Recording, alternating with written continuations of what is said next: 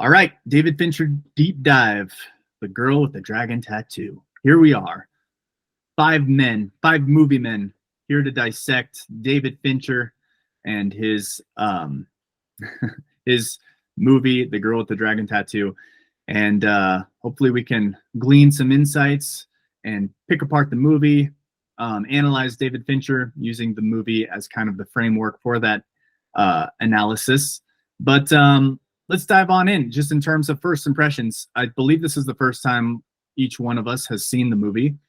And when the movie finished for me, my biggest takeaway was I've got to stop watching these movies in preparation for the discussion the day before. Because whether it's The Game, whether it's Fight Club, which we'd all seen before, or whether it's the Curious Case of Benjamin Button, I feel like every one of his movies that it ends and I'm like, I need to watch that 2 or 3 more times before I grasp it. Seven is a good one. When you're like trying to figure out, stuff like when he takes a picture of the detectives in the hallway and they shoo him away, find out later that's John Doe, like stuff like that, where David Fincher, it's almost like he designs these movies to be rewatchable so that you can be paying attention to different things on the rewatchings. So just as kind of a very loose and lazy disclaimer, boy, I don't remember names of characters.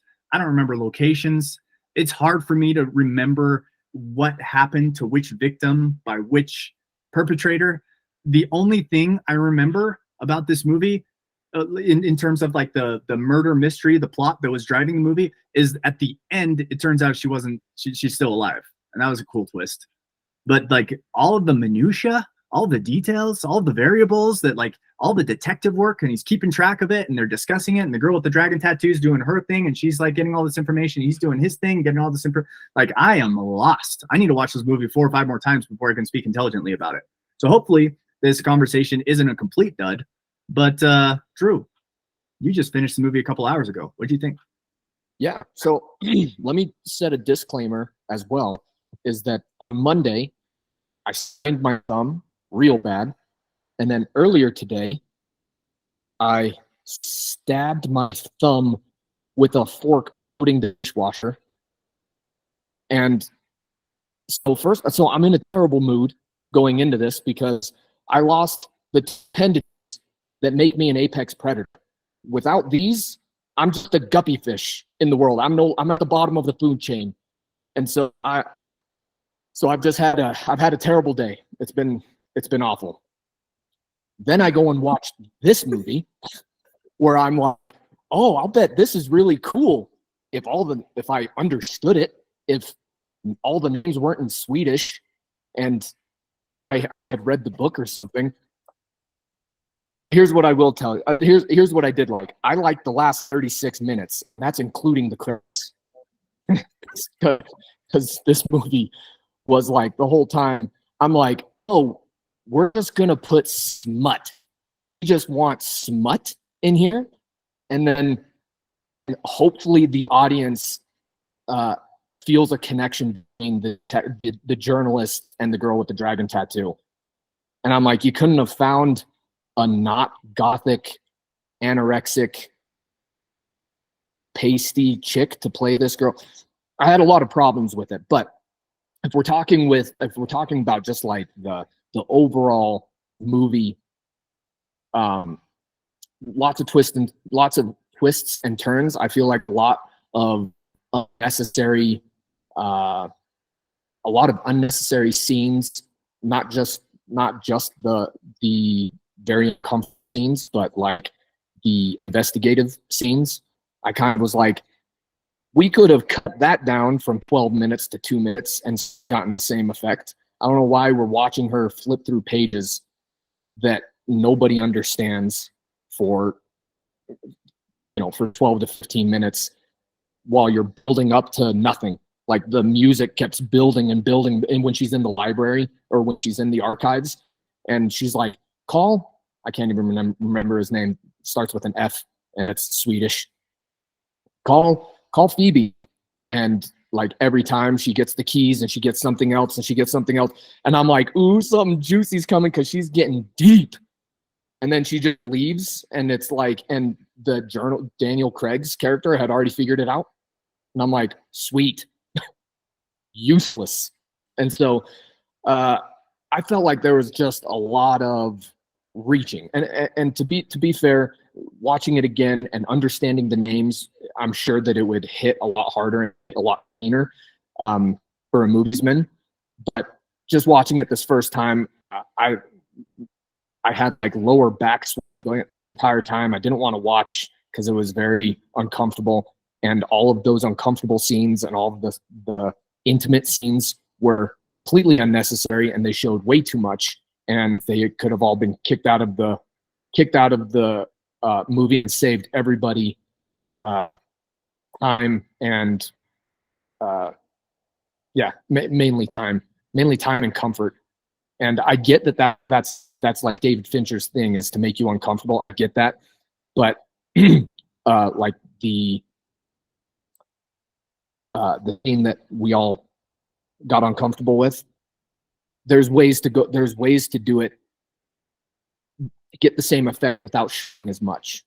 And then intimate scenes, I mean, we could go on for days about perfect intimate scenes where the two characters get close and like the passion's building, and then they like fade off and go to the next morning. So implied intelligence could have been implemented there, and it just wasn't. And in my book, that's always like a notch down in director's choice, because I'm like, who wants to sit next to their mom and watch this movie when that kind of stuff is happening? When really you could have the same emotions and same dark feelings without showing so much.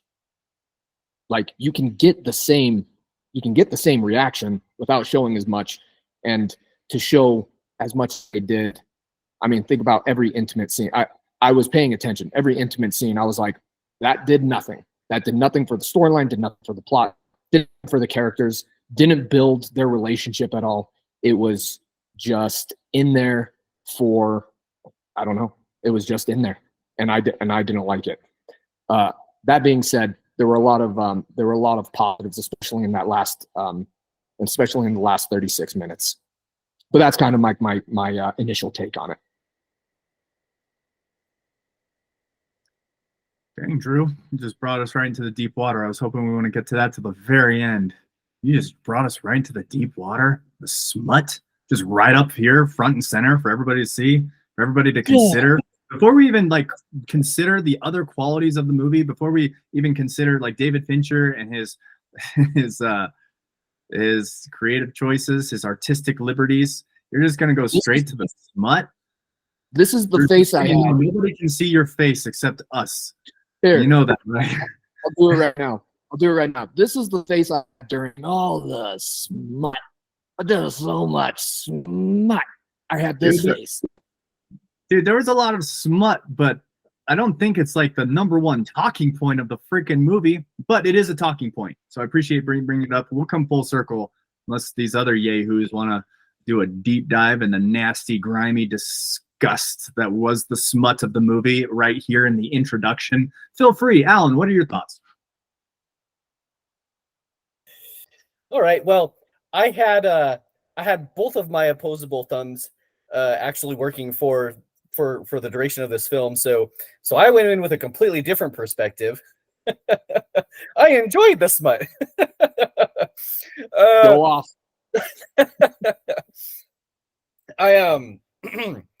So what I'll say that I appreciate about this movie is that it felt like David Fincher again. I feel like the last couple had kind of peeled away, and I was kind of worried about it again because I knew that this was based off of a book.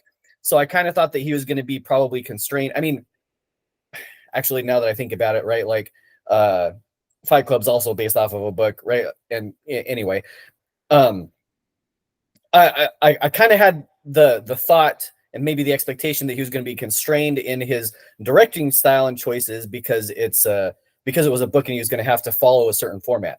And that's not what I observed, right? I was like, geez, it's gritty again. It's really gritty. And then, man, he put you in some really uncomfortable positions. It had 7 vibes to it. And I think, excuse me, sorry. I think it's intentional. But this was also a first viewing for me. I watched it like a week and a half ago, so I've just kind of been stewing on it a little bit, and I probably should have watched it again, but I don't know if I could stomach it again. It's one of those kind of things, right? But what I guess I was kind of confused about was like the wholeness of it was I wasn't entirely sure how that actually fit in with the overall story. And it felt like being gratuitous for the sake of being gratuitous. And I get that it's a trilogy and maybe there's more to it. But I was like, geez, if I have to watch that, you better have there better be a big, linchpin at the end of this movie. And there wasn't. It was completely disconnected from the overall story.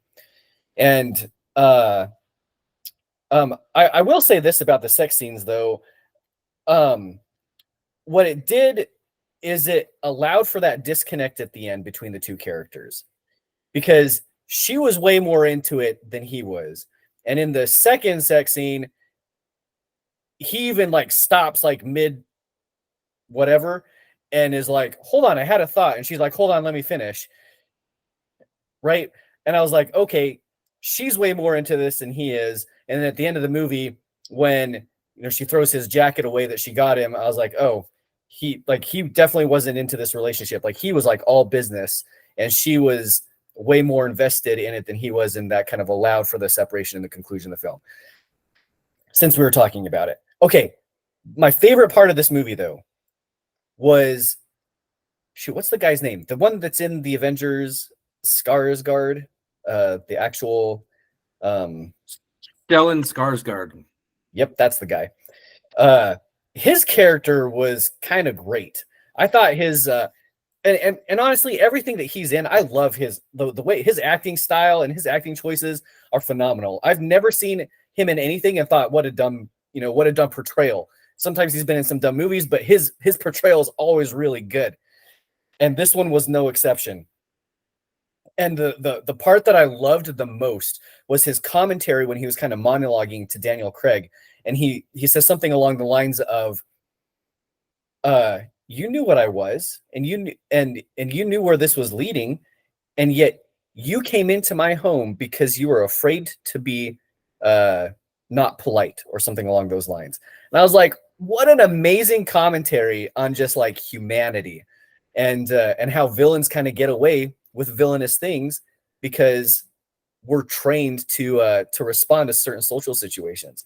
I thought that was just like genius, and his execution of it was so good. So that was like my favorite part of this whole movie, and like that I think was very well built up to, like, his propriety and his willingness to be, the buddy to kind of help them all along. And then come to find out that he's not even the main villain. It was his dad that was the main villain, that had killed all those girls. And he's like, my dad was stupid because he did it for the show. I was smart. You're never going to find the girls that I killed. It's like, dang, dude, like, that's a good serial killer. All right, I'll stop talking there. No, that's an excellent point, Al. Go ahead, Drew. I was just going to say, Alan, I agree. And that all happened in the last 36 minutes of the movie. Point taken. Great analysis, though, Al. Yeah, I love that part too. I think we all did. That was probably the best part of the movie. It was the most intense. It was like the greatest dialogue. It was like the most, like, everything was culminating and kind of climaxing to that point. And so, David Fincher, in my opinion, hit a home run for what that movie was driving towards. It's the path getting there that I think we call into question some of the artistic choices. Justin, what are your thoughts? And I challenge you not to talk about the rape scene in your analysis of the movie. Go. Well, I'm drinking Liquid Death grapefruit because it has a very bitter aftertaste. And that's what this movie did to me. I think I speak for everyone when I say I don't need half of this movie focusing on gibberish on a wall with some pictures of people I don't know. Because I felt like you were cold and a bunch of people you don't know and Nazis. You can sum up the first 2 hours of the movie. And then independently, you have a punk hacker, and it's not even you find out that she's a killer because she had to kill her dad, which you don't get really much anything yet. But so that's probably the other two books. But it's like just dropped in there. So you have these two sad characters who just don't care about life. Every man in her life is a douchebag, including the main actor at the end. And the only saving grace, I would watch the last 36 minutes, maybe not the credits, but as far as the movie I wanted was that scene where he's choking the bag. It was brilliantly done when you're looking at that house and how it's lit, and it's got. Do you notice all the yellow lights from David Fincher everywhere in that scene? You have the hallways and just how he had behind this locked door, you get to all this brilliantly done. And then she's like, "Can I kill him?" And he's like, "Yeah." But she was never, ever a killer the entire movie. And so like that was against her character setup. And then it was kind of, I actually liked it, but it was anticlimactic when he flips the car, she's got the gun, and then he catches on fire and she never killed him anyway. And it was just like, there was no real satisfying payoff, except for Christopher Plummer meeting his long lost niece finally, which was in a darkened hallway, and he was crying a little bit, but you didn't even get to see the full emotions. And I think I just don't have enough liquid death to produce the tears necessary for this movie. Chase, you also finished it today, I believe. So it's fresh on your mind. Give us the fresh thoughts of Chase Darlington on this movie. So I'm gonna look at the positivity from this movie and or try and be positive talking about this movie, because there were things that I really did like about it. While I will agree that maybe it could have been trimmed up, I also have to give it that it's a detective movie, and sometimes detective movies take you down wrong paths so that the resolution is a little more sweet. And so, I went in, I had no idea what this movie was about, right? I remember seeing a preview for it like 10 years ago or however long ago, and was like, this doesn't seem like a movie I want to watch. And so I didn't watch it. And then even in preparation for this, I didn't read the synopsis. I didn't read anything. I knew Daniel Craig was in it. That's it. And so I sat down having no idea what this movie was going to be. Was it going to be a thriller? Was it going to be a detective movie? Was it going to be a crime drama? Was it going to be, a rapey movie? And it turned out to be a little bit of everything. So, but I liked the journey of them trying to discover like what had happened.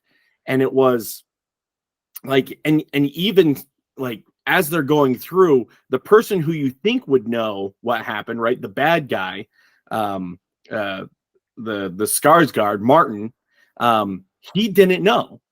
And so, yeah, so he didn't know, right? And that's one of the things that sent him off, was that when he's like, well, what happened to Hilga or whatever her name was? And they didn't know. And then it was kind of Daniel Craig put it together and was like, oh, it's this lady, and went and kind of figured it out. So,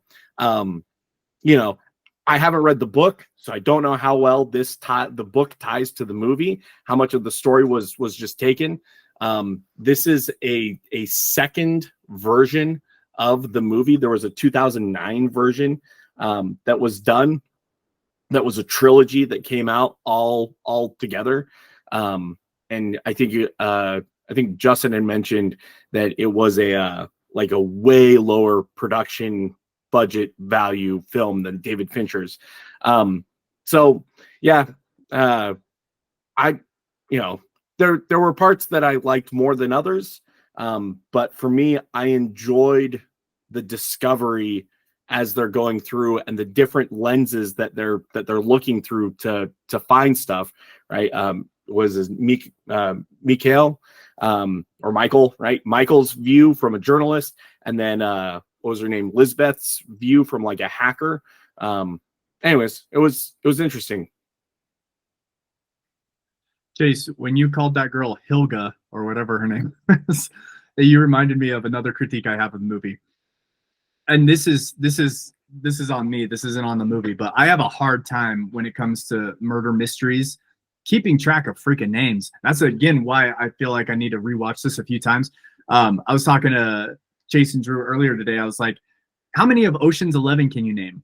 You got Danny Ocean, you got Rusty, you got like Saul. Like, who are the Mormon boys from Provo? Like, what's the name of the Chinese dude? I'm not good at keeping track of names if there's more than like 3 characters in a movie. And so the fact that, like Justin was saying, there's all these pictures pinned to a board, and like they give he gives like that explanation of everybody's houses and where everybody lives and who isn't talking to who. And it's like, I feel like I need to watch this movie with a notepad and a pen and keep track of names, locations, relationships, who's talking to who's not, where people were. It's just like, it was very hard to keep track of. And again, I'm sure that multiple rewatchings, you can pin it down, and maybe that's the way that like David Fincher rolls, is just to make them as rewatchable as possible. Even if it's not fun to watch, he wants you to come back and learn more about those particular components. Justin, go ahead. See, the problem is he's already done 2 other detective movies, Zodiac and Seven, and they're both done way better, in my opinion, because when they're having dinner with Morgan Freeman, and the train goes by, and they're just having like that scene built and like had a payoff. Seven, it was gruesome, but it was like just you never really saw the actual, like, them describing the events was just as harrowing, even more harrowing, because your brain just like pictures when you actually see it, you're just grossed out, uncomfortable, and you just don't you lose respect for the movie. And anyway, my point is, Zodiac had a ton of facts, and it was hard, like there's murders and gruesomeness in that, but it was infinitely rewatchable to see, this is a true life event. They're trying to make it, even the stabbings at the lakeside was pretty intense and harrowing, but it never made me feel like I needed a shower, several of them. So that's why I'm saying this is a third rendition of a detective story. That was the first third, 2/3 of this movie was not even detective. It was just busy work. Like it didn't, I mean, it's too smart for me, but I have a pretty good grasp of movies. I think we all do. And it's not just me, it's almost all of us are saying that the first part of this movie just did nothing to grip me to the next scene, so that the payoff was, good. And then it was like, hey, this is Martin or whatever. And then you find out it was his father. It just wasn't as good as those other 2 movies. So I'm going to disagree there, because I think that there were key elements in the beginning of the movie that made it good. So for Michael, like American Michael, right? Michael's character and Lisbeth's character, this was a redemption arc. They were trying to redeem themselves. So Lisbeth was declared mentally incompetent, right? And was a ward of the state. Couldn't do anything by herself without the government's permission, and was clearly taken advantage of, and and was raped by her handler, whatever. And so she had to get out of that situation, and so she was fighting for everything she could to get out of that situation.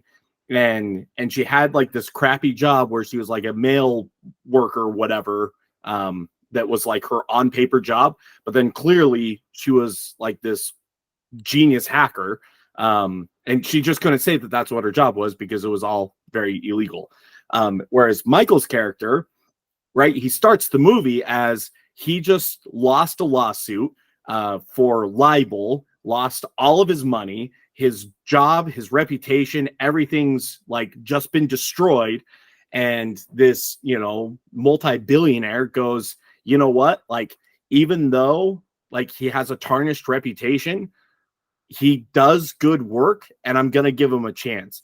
And so the first 30, 45 minutes is setting up those characters as, hey, they've failed pretty miserably in their life up to this point. And so they have a lot that they have to get to redeem themselves.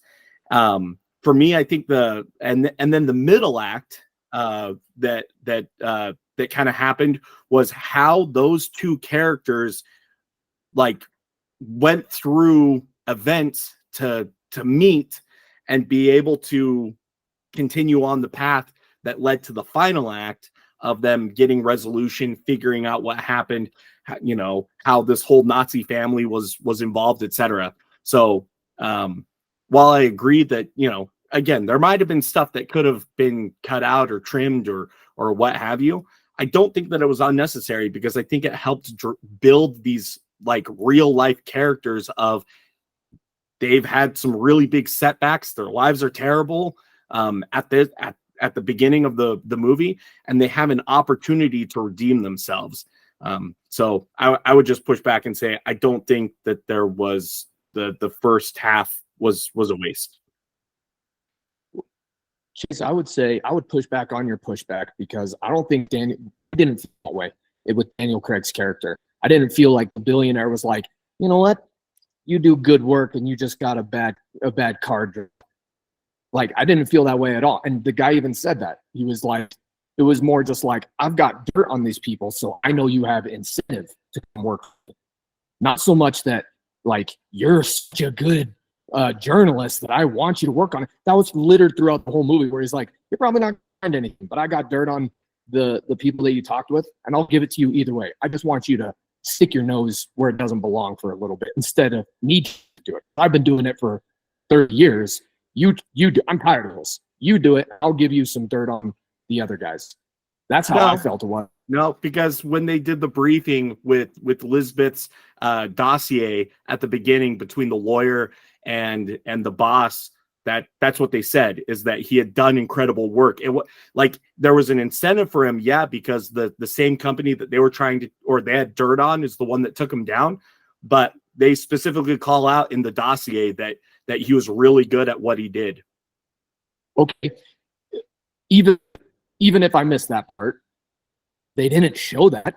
The person doing all the work that they showed was the girl with the dragon tattoo. She was the one that was like doing the hard research and doing the computer things. All Daniel Craig's character was doing was staring at a wall full of pictures and flipping through pictures that nobody could distinguish what was happening. And so, like, and then again, finding Martin in the one parade picture, which the girl with the dragon tattoo did as well. And so they joined. Yeah, agreed. Yeah, he just was closer to Martin at the end, so he got there first. But she found out way before. And that was another thing, is she's such a good hacker, and she knew everything before it happened. Like, it kind of got old for me, where like the end when she's like, I need to borrow $50,000. He's like, I don't even have $50,000. Yes, you do. Sorry, I know that.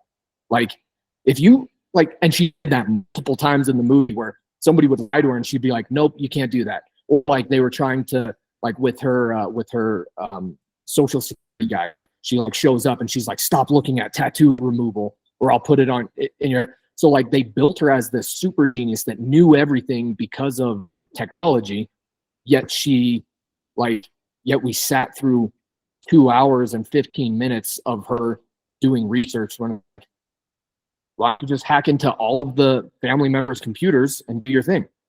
Because that's what she did with everybody else, and that's how she was ultimately. That's how she figured it out. Really, yeah. Go ahead. Yeah, just we'll get to you in just a second, Justin. But one thing I would mention on that, Drew, is that why didn't she just hack into everybody's computer and find out? One thing I liked about the torture scene when Daniel Craig was taken into that dungeon is when he plays Enya, it's like a super old machine. Like it was almost to emphasize that he's not using computers, that he's not using technology, that he's not using the internet because he doesn't want to get caught. He's that careful of a serial killer that he's still using analog machinery in his like dungeon. Which, by the way, I read on IMDb trivia that Daniel Craig was the one that suggested they listen to Oracle Flow by Enya, which I thought was kind of an interesting choice. Usually when that song plays during a movie, it's during like a satirical, funny scene. It kind of, I'll be honest, it kind of took me out of it because I'm like, am I supposed to be enjoying this? Because you got like the enjoyable music in contrast with like the horrible torture. Maybe that was the idea behind it, but it was kind of an interesting mix of emotions that I felt during that scene. Go ahead, Justin. So really quick, sorry, Justin, really quick. I just to respond to Bo really quick is, yeah, he used the analog machines, but she still knew exactly where that door was and had all the key cards for all the multiple doors in the house to show up really, really quick. Drew, stop ruining the movie. Okay. I'm just kidding, Drew. No, I'm sorry. The doors open. I thought that's what happened. You just left the doors open. So, this movie was so great that they had 2 sequels and a bunch of books that, oh wait, they didn't make the other 2 movies because it was that bad of a movie. Sorry. Now, there is another movie that is very similar to this that was a great movie set in a very cold place that was called Wind River. And they had a rape scene. And that, I mean, again, we talked about this not in this chat, but that was how you do this kind of movie. And it was a little bit of detective work, right? Because she's sent by the FBI to do it, but she needs the help of a local. That's how you set up beginning, middle, and end. This was like a bunch of facts with, I mean, again, you're gonna force me to watch this movie 4 or 5 times before I finally get something out of the first 2/3 of this movie. Just for a mediocre payoff because it didn't make sense. I mean, the bad guy, his setup and everything was brilliant, but that's like a mini series on its own. It doesn't really fit in with everything else because the breadcrumbs didn't really. It was good, but they didn't build upon that ending. It was just disappointing. Justin, you freaking stole my thunder. I had it in the back of my mind that when we do talk about the rape scene, which I was hoping would be a little bit longer than the very first introduction, like few minutes. Thank you, Drew. But in the back of my mind, I had like keyed it away where I'm like, you know what was a good, and this sounds terrible, but like a good rape scene, like a rape scene done well, better than this one, is Wind River. And Alan and I had discussed this again on Marco Polo. You guys heard this already, but the idea behind it is all you saw was her face and she was unconscious and she was moving and you heard the sound, and it was enough to fill your heart with rage, to evoke the emotion that a scene like that is supposed to evoke. But it wasn't gratuitous, like Alan was saying at the beginning. Like this scene was like way too long and way too, like the camera was out here and you saw everything. Like imply. Why don't we just imply some things? Like why do you like leave something to the imagination? You can get the same result. And my argument to Alan with the Wind River thing, because correct me if I'm wrong, Alan, but you said you skipped that scene and you're like, I don't need to see something like that in a movie. And I respect that. I really do. Like even with the girl, I was telling these guys earlier, like I closed my eyes during a good portion of that scene because it's so gross. It's just grimy. It's nasty. And the movie man in me, I'm like, oh, well, that's what David Fincher wanted you to feel. So voila. And that was the reason I told Alan with Wind River, I'm like, you shouldn't have skipped that scene because it wasn't gratuitous and it evoked an emotion. And the bad guy at the end of Wind River getting killed I guarantee it wasn't as satisfying to people who skipped the rape scene as it was to the people who endured it. Because now you know, like, really how truly evil that person is. And so when he dies at the end, you're like, yeah, it feels better because of that stark contrast. This one, it didn't work for whatever reason. Like, you have that scene, and then you have her revenge scene where she ties him up and does a bunch of graphic, nasty, gross stuff. And it's just like, I feel like there's just a better way to evoke those emotions and to drive that particular plot or that particular storyline without being as like overtly gratuitous and graphic as it was. And I'm a guy who, I like Game of Thrones, but I don't know, Drew, would you? I was watching that scene. I'm like, this is worse than anything Game of Thrones ever like put on screen. This really, like, and Game of Thrones is like the top tier of like smutty, gross. Everybody makes fun of it because it's just a bunch of naked people, and it has that reputation. But I was thinking about it. I'm like, I never saw anything in Game of Thrones that disgusting, and that's like setting the bar super high in terms of disgusting audiences. So bravo, David Fincher, you did it. I just don't know what the purpose was. So there's my take on the whole rape scene, which, again, worst part of the movie, probably the worst thing I've ever seen on screen, personally. But thanks for bringing up Wind River, Justin. I was going to do the exact same thing because I thought, you articulated it. That's the way to do it. Don't be gratuitous. Don't be graphic. Show it. Also don't imply it. Let audience members have no question in their mind that it actually happened, because that's how you get the emotion. But like, artistic liberties matter, and there's a right way to do it and there's a wrong way to do it. So anyway, that's my piece on that. Go ahead, Chase. So yeah, why didn't they make the second and third one? So it's the girl who played with fire and the girl who kicked the hornet's nest are the second and third one. So just to kind of offer a little bit of insight. So the European version of this movie had a $13 million budget and grossed $104 million. The second one had a budget of 4 million euros and grossed almost $70 million. And the last one was 4 million and grossed 45 million. And so production companies take that into account when deciding whether or not to make a sequel. And the one that we watched had a budget of $90 million and grossed 232. And like, so for comparison, Dune had a almost $200 million budget and has grossed over $500 million. And at $500 million, they're like, we've broken even. And you're like, that's incredible because of marketing costs and distribution fees and all this stuff. And so this movie probably just broke even. And it wasn't enough of a win for them to greenlight a sequel, which is unfortunate. But unless you have somebody like James Cameron, like personally financing Alita: Battle Angel 2, right, with all of his money from Avatar, like, unfortunately, sometimes you don't get resolution in stories and sequels and everything just because in the box office it didn't do too well, which sucks. Because like movie men like us want to see stories maybe not this one specifically, but there are other movies where it's set up for a sequel, He-Man being probably a top contender, and set up for a sequel, never happened. And we just go, well, that sucks. Alan, would you want a sequel to this movie? Listening to Chase, I was like, it's not a travesty. We don't need any more of this, I don't think. Despite it would be a fictitious version of Sound of Freedom. So looking at the premise of the second one, it's Michael and what's her face, Isabella. No, what's her crap? I keep forgetting her name. Lisbeth. Thank you. Yeah, it's Michael and Lisbeth infiltrating and breaking down a sex trafficking ring. Using their investigative journalism and cyber stuff. So, like, I'm going to use my opposable thumbs that are still working and go. You know, like it bringing light to the fact that, you know, sex trafficking exists in Europe. Okay, Taken. It's called Taken.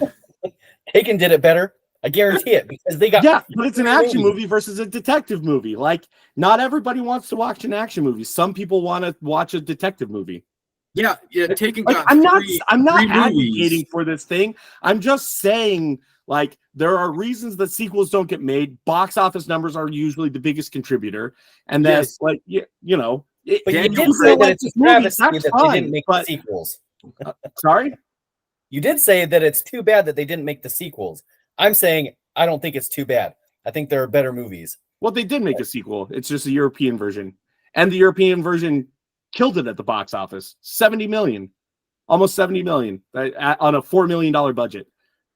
So people did like it. $70 million worth. Yeah. Agree to disagree. People like. You're not even smut. disagreeing with me. I'm not saying that it should be made. I'm just saying, anyways, I'm just trying to draw a full picture. The premise of the next movie is a bunch of It's a sex trafficking ring and them taking it down. I would love to see people take down sex trafficking rings. I think that that's a good, positive thing in the world. Taking down sex trafficking rings. But based on how dark this one is, you're going to get all of the raping is going to be done in the first half of the movie, and the unraping is going to be done in the other half of that movie. There's just too much like rape in this trilogy. Like I too am good. glad it's one and done. This is good. yeah, the but that being said, I Four feel and like done, because this is the fourth movie out of a trilogy. So yeah, 4 and done. yeah, well, yeah. So I think we've hammered home the negative components of this movie. It was too long. The pacing wasn't perfect. Too much graphic smut, for lack of a better word. Like, it's not just the rape scene or the revenge scene, but it was just like prolonged sex scenes and an already too long movie. It's like, dude, get on the editing room floor and like what it almost makes you question, like, that much. It almost makes you question like the intent behind it. Like, there's no way that much explicit content that could be included in a movie and for it all just to be for the story. There was ways to trim it down. There's ways to edit it back, and it's just like kind of is an eye rolling, you know, well, that's Hollywood and those like artistic liberties. I guess we like take it or leave it. But now that we got all that out of the way, we already talked about some of the positive components of the movie. What do you guys think of? Well, I don't want to be too specific here. Let me just say that I really liked the acting. Daniel Craig was phenomenal, and you know, I feel like I'm not alone in that I had no idea who he was before Casino Royale, which was before this movie. And so it's really hard to get James Bond out of your head as you're watching him as a journalist, which wasn't a problem. I mean, I feel like he bridged that gap pretty clearly with his acting chops. One thing that came to mind, you know, this isn't the who done it that he was a part of.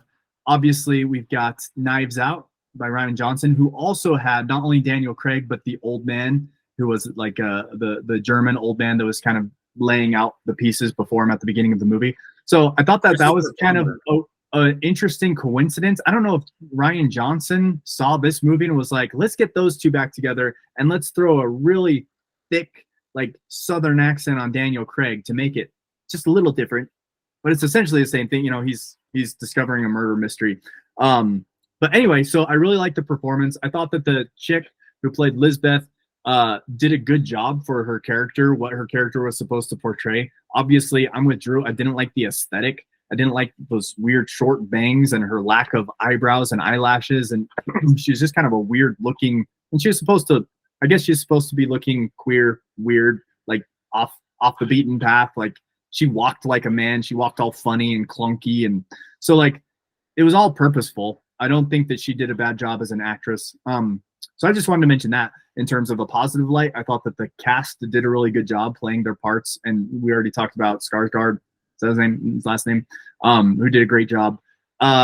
So that was one of the positive takeaways. And then also what was already mentioned about the David Fincher signatures, the rain, the yellow lights, the grim feeling. Like Alan said, that we kind of got David Fincher back, which The Social Network, I could make an argument that it has elements of Fincher in it. It was just less Fincher, and this was like more Seven, Fight Club, Zodiac, like way like deeply entrenched with his signatures. So anyway, those are a couple positive components. What did you guys think in terms of positive insights from the movie? Something that Justin said was he felt like when Elizabeth was like, "Can I kill him now?" and she chased him down, and it was kind of anticlimactic. What I was going to say to you, Justin, is I was like, I actually like that. She wasn't a killer, and she wasn't a murderer, I should say. And because if she was, she would have killed her. She would have killed her social worker. Obviously, there's like reasons, but that she kept him alive for her personal gain and whatnot. But what I liked was like the callback of she burned her dad. Her dad burned alive, and so she didn't have to kill Skarsgård.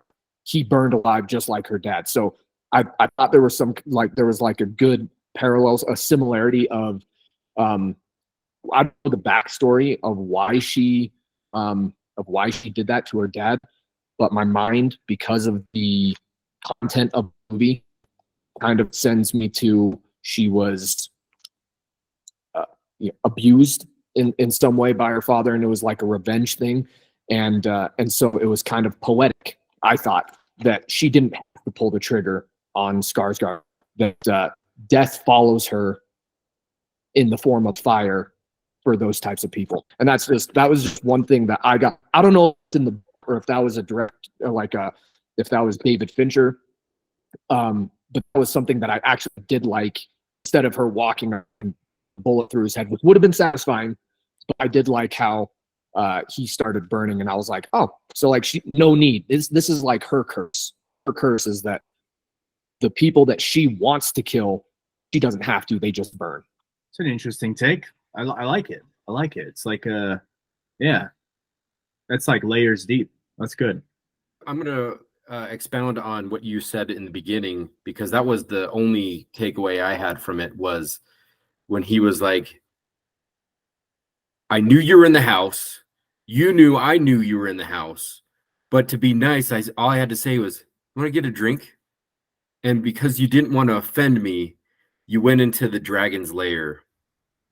That was the most brilliant part of the movie. But I just feel it wasn't earned for the rest of it. Like, it should have been like that in the first third, and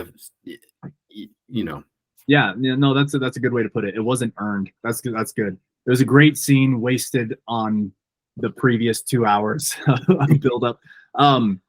Chase, if Daniel Craig's character was Bruce Wayne and the villain wasn't aware that Bruce Wayne is synonymous with Batman, and they have that same dialogue where he pulls him back into the house, and assuming this happened way earlier in the movie because Bruce Wayne, aka Batman, is the greatest detective in the world, and wouldn't have taken him that long, and he probably wouldn't need the girl with the dragon tattoo in order to solve this mystery because he's the greatest detective in the world. But let's just say that at some point he's leaving the house and he trips, which, by the way, put this question on pause really quick. How often does this happen? Either a person gets away by the skin of their teeth in a situation like that that's super intense, and they sneak out the back door and they run away, or they get caught pretty early on. I feel like in most movies, like, this was such a unique, like, he was free, he was gone, he had made it, he had solved the mystery, and he was out of the house, and then he trips like that. I thought that was so cool, because you're like, he's like, you're right there on the edge of your seat, you're like, he got away. Oh, he didn't. Oh, this is happening. Oh, this is dangerous. Like, it was really cool, like, playing with the emotions. So I wanted to add that piece in. But Chase, can you just give us the satisfaction of walking us through that scene if it was Bruce Wayne and he comes across as this know-it-all playboy who is not, that has no physical prowess and doesn't really care about anything other than, Wayne Industries business, but beneath that exterior, there's actually a man who has an impossible amount of knowledge of martial arts and fighting skills?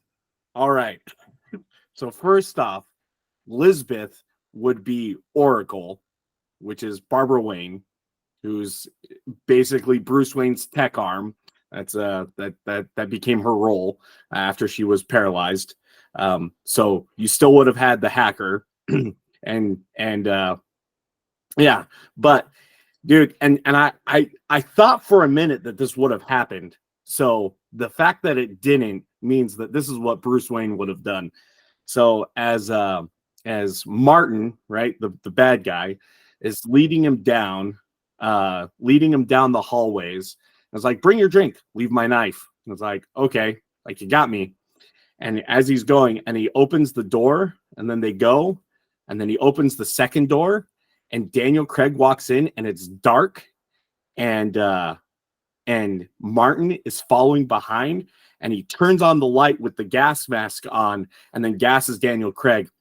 It was Bruce Wayne. This is what would have happened. He would have gone in and like walked on the corner, and as soon as Martin turns on the light, he would have smashed the glass on his face and beaten him to a pulp, and then taken him outside, called Commissioner Gordon, wrapped the whole thing up. Like 100%, that's what Batman would have done. And if he had tried to gas it, dude, Bruce Wayne has trained himself to survive without oxygen for minutes at a time. So he would have had like either like exhaled and held his breath for up to 2 minutes with no air in his body, which he's done before, and then beaten Martin to a pulp, or he would have gotten a breath in, allowing him to hold his breath for like 4 minutes and beaten Martin to a pulp while holding his breath, or he would have put himself in a trance and summoned Batman of Zar-Un-El, which is by far one of the most crazy characters that exists. He literally separates Batman from Bruce Wayne, and he would have beaten Martin to death because Batman of Zar-Un-El doesn't care about like Bruce Wayne's rule of don't kill. So it would have turned out very differently. It would have ended with Martin either being beaten to a pulp or beaten to death and then taken outside, and you know, the whole thing would have wrapped up. So Oracle would have stayed in the watchtower, helping him from afar, and Batman would have Bruce Wayne would have saved the day. Chase, I appreciate you taking the difficult road on that question, because I was half expecting you to say when Martin says, drop the knife, bring the drink, and turns his back and starts walking to the dungeon, he won't hear footsteps behind him, and he'll turn around, and Bruce Wayne will have disappeared, as Batman is wont to do. That's the easy answer, but you took the hard road, so I appreciate that, my friend. All right, let's and you know, another fun hypothetical before we wrap this up. What if this was a James Bond movie and he was undercover for 2 hours, and in that final 30 seconds, the guy grabs his drink, or he says, drop the knife and grab the drink, and he looks at him and says, is it shaken, not stirred? And everybody in the theater's like, oh! And he pulls out his PP9 and he just blasts him right there in the kitchen, and then he like tosses the gun and like kicks him and says some smart, witty line that I can't think of off the top of my head because it's James Bond. Would have been a better ending. I want to second that this movie is so bad that we got him James Bond for 4 more movies. And he wasn't in this trilogy, whatever. So props to that. And can we also say that this has more false endings than Lord of the Rings? Oh my gosh. Thank you for it's like, that. Is it never ending? Yeah. All right. Well, we got Alan and Justin, who seem pretty dead set on giving this a negative overall review. Chase and Drew, positive or negative? Was it net positive, net negative? What do you think?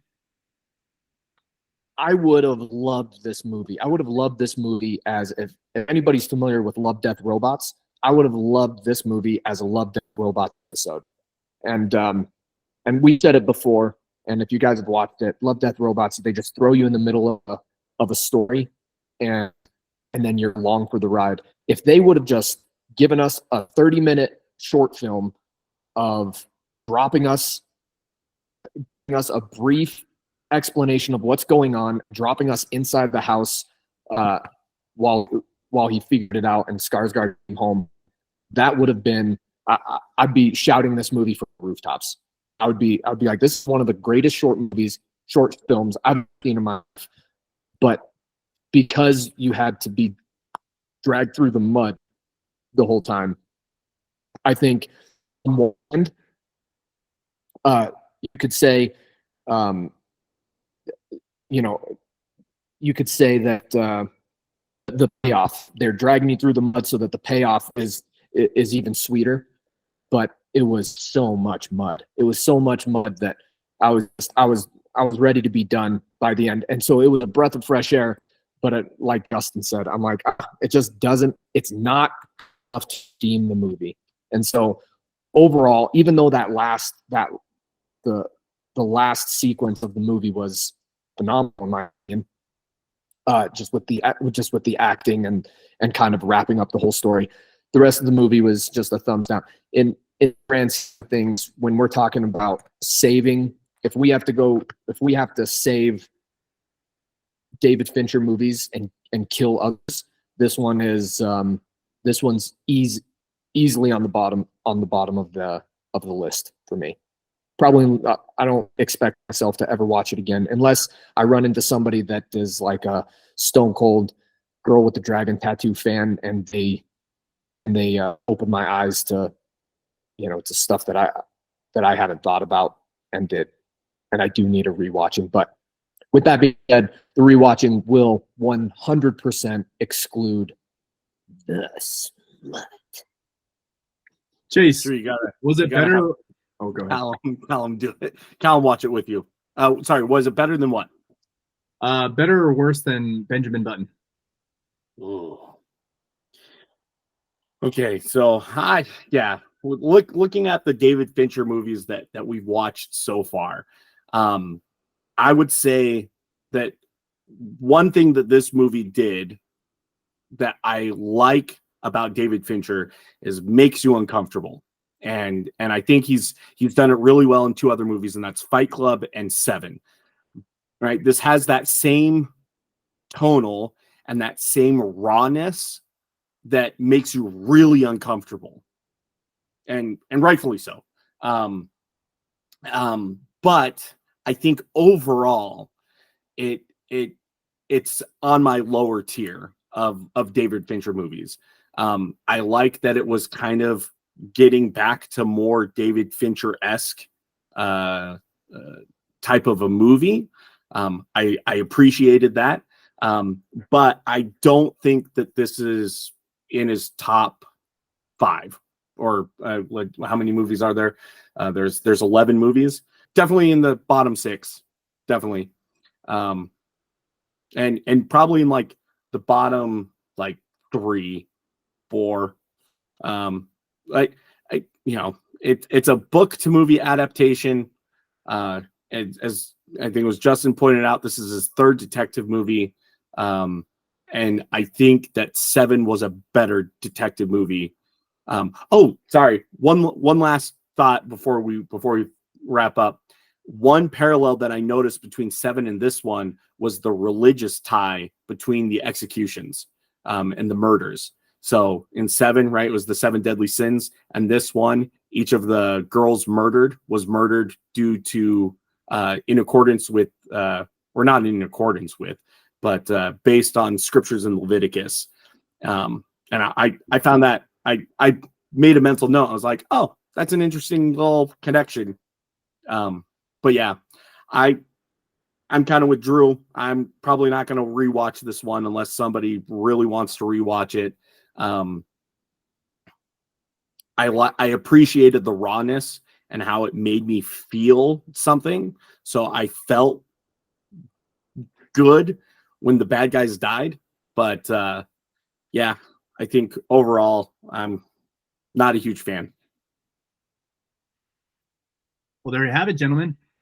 There is our analysis of The Girl with the Dragon Tattoo. Thanks for joining, guys. Appreciate it. It's good seeing all your beautiful faces late this evening, and I'll catch you on the next one. Peace out. Love you, boys. Bye.